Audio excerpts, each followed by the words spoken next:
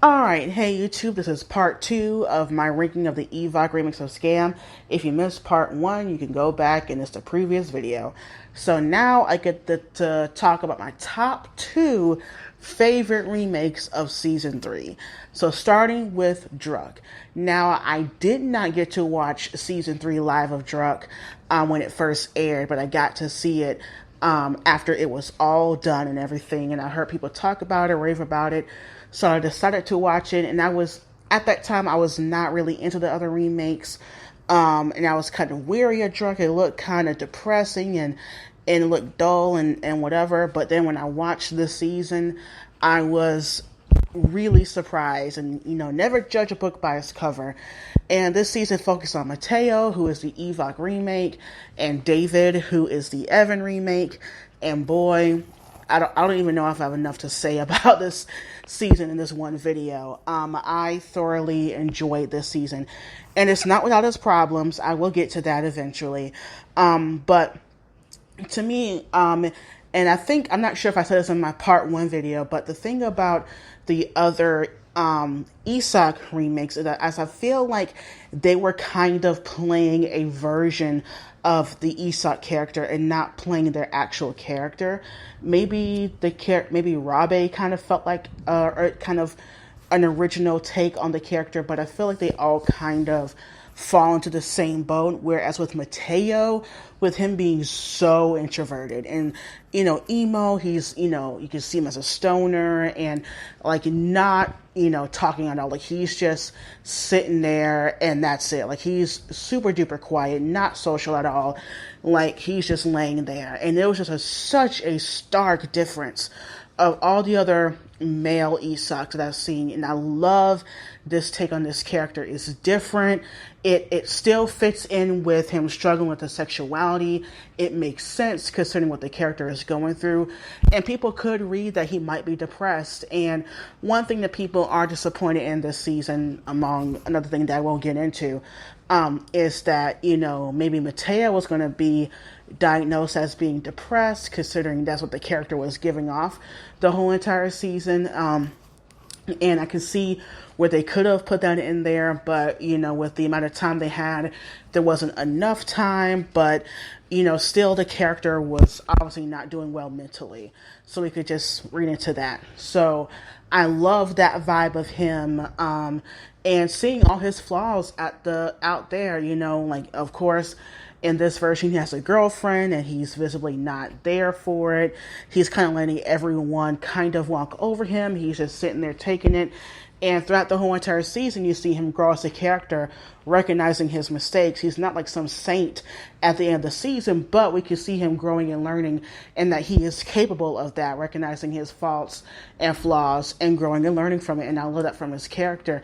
He still kind of has the same aura about him, like, being introverted, being quiet, but he's more open a little bit, and it feels natural for this character where he ends up at the end of the season. And I just love that, and I love the boy squad. People called them the one brain cell boy squad. I love that. The chemistry is great, and when they do talk about girls, it feels kind of natural. They're not demonizing them or being overtly sexual. It feels just right for, like, what teenage boys would say. And of course, I love the relationship between him and Jonas. I really do enjoy that and everything. And the thing that I did not mention in my previous video is the coming out scene. I actually did enjoy how they kind of did like the same setup with Mateo and Jonas. And in all the other remakes that have done that, I kind of enjoyed that. But we all know with Scam France, they didn't do it right, and they basically had this whole entire plot line of like, oh, well, you didn't tell me first, and I should have known first, and I felt like that was not needed. But here, people were kind of scared that that would happen again, and thank God it didn't happen. So I'm happy about that. Now to get into David, I love what they did here with this character. People were already anticipating this character of Evan, and the unfortunate thing when it came to David is that people had this assumption of like, oh, he's going to be this overtly hot guy and have all these good looks and, be like, Elliot and Nicola and whatever. And that's not the case. He looks like a regular teenage boy, and I love that. He looks young. They both look young. They both look like high schoolers. Thank you, finally. And there's this quietness to both of them. They're both introverted. They have their moments where they pop, especially with each other. That's what makes their relationship so great. And I love their chemistry. Their chemistry just, comes off screen and is so soft and is so earnest. And it's very intimate. And I just love that. And I love in this version that David is transgender. And the audience did ask for a transgender Evan, and they got it. And I just love how they happened. They actually have a trans actor playing a trans character. This is set in Germany, and I'm pretty sure that this does not happen often, and I'm happy that it happened. And of course, I got to talk about the outing scene. I did not enjoy that for the character. I think it was a misstep by the writers.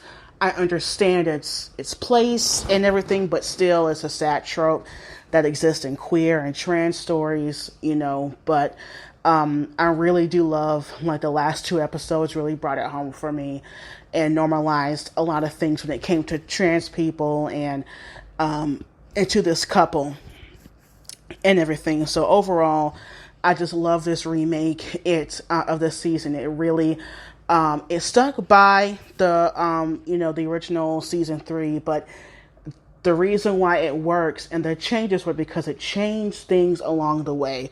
So you were anticipating, something different's going to happen, and you accept the differences when they do happen, especially towards the end of the season. So overall, I just loved it.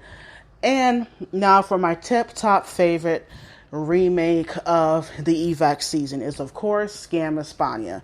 This is the season and the remake I came into the Scamverse in. I remember seeing gifs of them. I was already into some other, Hispanic couples from other countries. I'll start seeing gifs of Chris and Joanna. And I was like, what is this? And I came in the middle of the season. I wish I came in from the beginning, but, we can't all win. So I was able to kind of binge watch the first 6 episodes and catch up. And boy, was it a journey. I loved this season. And maybe me first watching it through the lens of it's a brand new show. I have no compares to compare this to or whatever. Maybe that colored my opinion, but now with watching all these other remakes and knowing how Skam works, it's still my top favorite, just because they changed it to a girl, to Chris, and the story still works, and they change basically the whole entire season to where it's a different storyline, even though it still had the mental illness storyline, of course, Chris coming to terms with sexuality, coming out, the religion stuff. It hits the same beats, but not in the same order that you would think it would hit. And it's my favorite Skam season of all Skam seasons up until this point. I could say that with the utmost confidence. When the character of Chris, people thought they would never see a season from any other character. And I think the reason why this remake was able to do a season on a pre-existing Skam character was because they were basing it on a previous season, and they were able to convince the OG network, which is NRK, to do this, and it was a merit to normalize, bisexual girls do exist. So we have to normalize this, and the girls in Spain, we're asking for this. So it's this is what our people, the teens, over in Spain want. So we want to give it to them, and I love that. And they really showcased it. And I just love how all the storylines are intertwined. I love how they paid homage to the OG Skam season. The chemistry between the characters, Chris and Joanna, are great. Once again, all the cast looks like actual teenagers. They are actual teenagers. The actress was actually 17 when she first filmed this, so it's believable. I just love how they did this season and how they changed a whole lot, how they shift around certain scenes, and it made sense. It didn't feel like, oh, well, that should have been here. Oh, that narrowly doesn't flow, or the pacing is off. No, the pacing was from episode 1 to episode 10, great. There's, episode 10, it could have used more Chris and Joanna a little bit, but overall, when it comes to the whole entire story, especially Chris as an individual and Joanna as an individual, it just flows so nicely. And I love the Girl Squad. They try to put more of the Girl Squad into the ESOC seasons, especially in Scam France. And I liked it for what it was trying to do, but it always felt like it was coming at the expense of the development of Lucas, and it kind of felt like an added on kind of filler thing.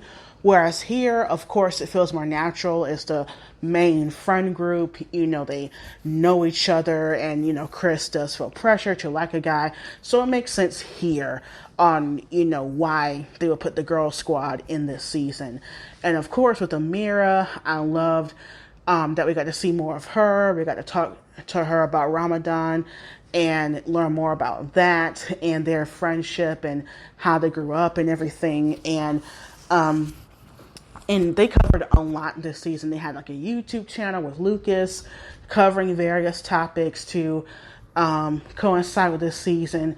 And how they paid tribute to certain characters and certain scenes and twisted on the head. It's just very, very smart writing, and very smart storytelling. And also how they depicted Joanna and her having borderline personality disorder, which is very different from bipolar.